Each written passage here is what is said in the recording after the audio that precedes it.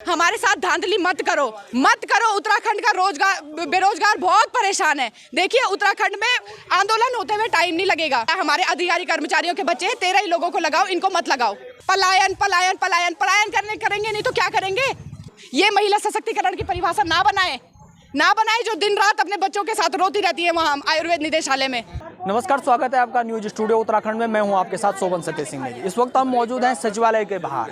यहां पर जो योग एवं प्राकृतिक शिक्षा के जो सहायक के जो छात्र हैं वो आज यहां पर सचिवालय कूच करने जा रहे हैं। क्या है पूरा प्रकरण, आखिर क्यों ये लोग आज यहां पर सचिवालय कूच करने हैं, इनसे जानते हैं क्या है पूरा मामला है। आपका शुभ नाम? सर मेरा नाम आशीष है और सर न्यूज़ स्टूडियो का आपका बहुत बहुत आभार। सर आप आज कवर करने आए हैं, मीडिया की बाइट लेने आए हैं। सर योग एवं प्राकृतिक चिकित्सा सहायक के बच्चे हैं सर, आयुष के छात्र हैं, पैरामेडिकल हमारा कोर्स है और भारतीय चिकित्सा परिषद ने हमें कोर्स करवाया है। तो सर देखिए आज हमारा सचिवालय कूच है।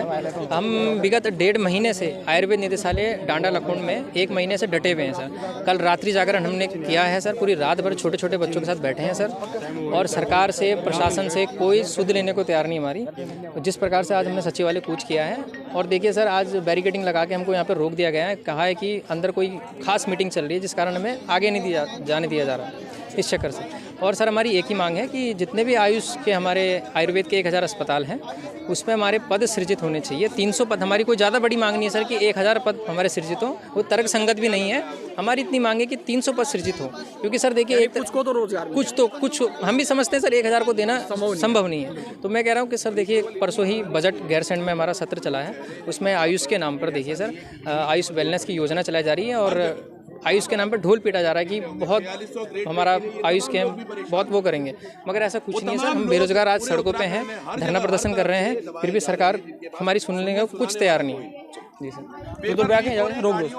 हम पढ़े लिखे हैं, हमारे पास डिप्लोमा है, सब कुछ है, तो हमें नौकरी दे।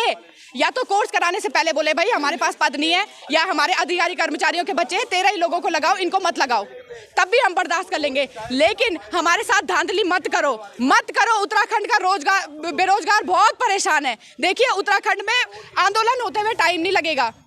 देखिए हर जगह पे बेरोजगार बैठे, कि हमारी गलती है? अरे नौकरी दो हमें भाई, हम क्यों बैठेंगे? पलायन पलायन पलायन पलायन करेंगे नहीं तो क्या करेंगे?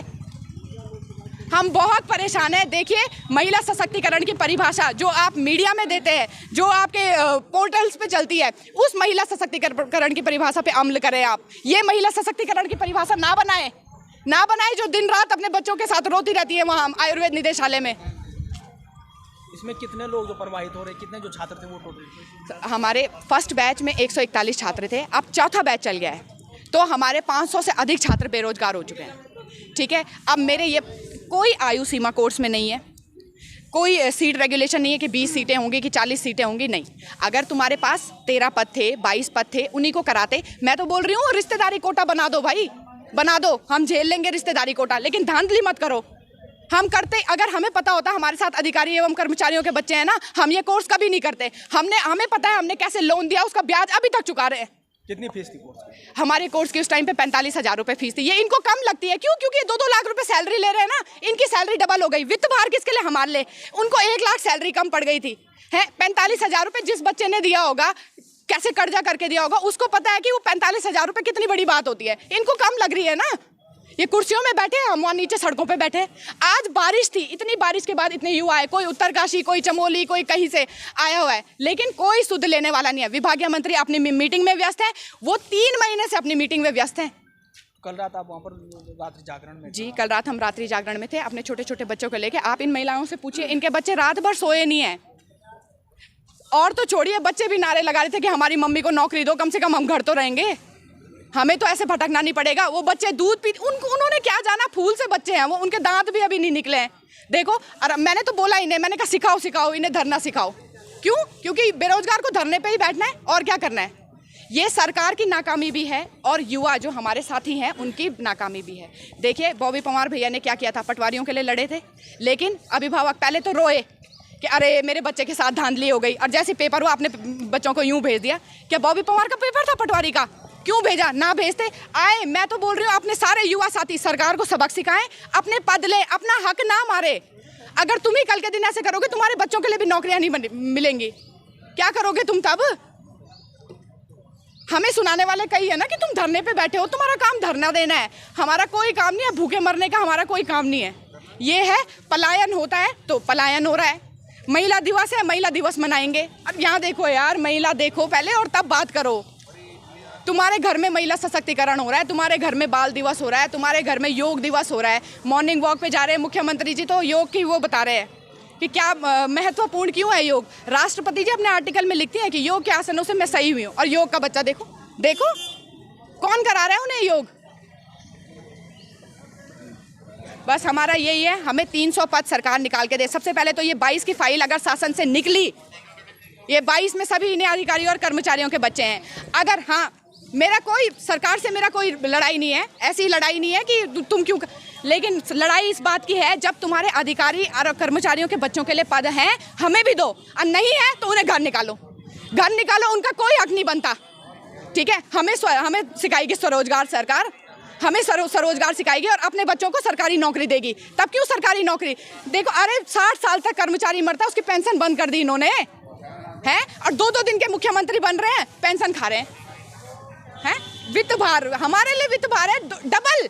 जो अधिकारी कर्मचारी हैं, ये सबको पता होगा, ये उनके टीए दिए देने में इनको सालों सालों लग जाते हैं।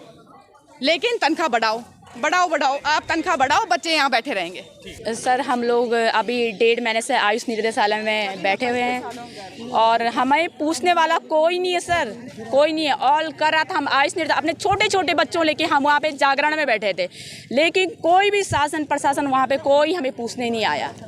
हम परेशान क्यों है सर? हम लगा दो, हमारे छोटे छोटे घर में लगा दो, बच्चे छोड़े रहते हैं। हम इतने परेशान हो चुके हैं, इतने परेशान कि आपको सर क्या बताएं। हम लोगों की मजबूरी है कि आज हमें यहाँ आना पड़ा। क्यों?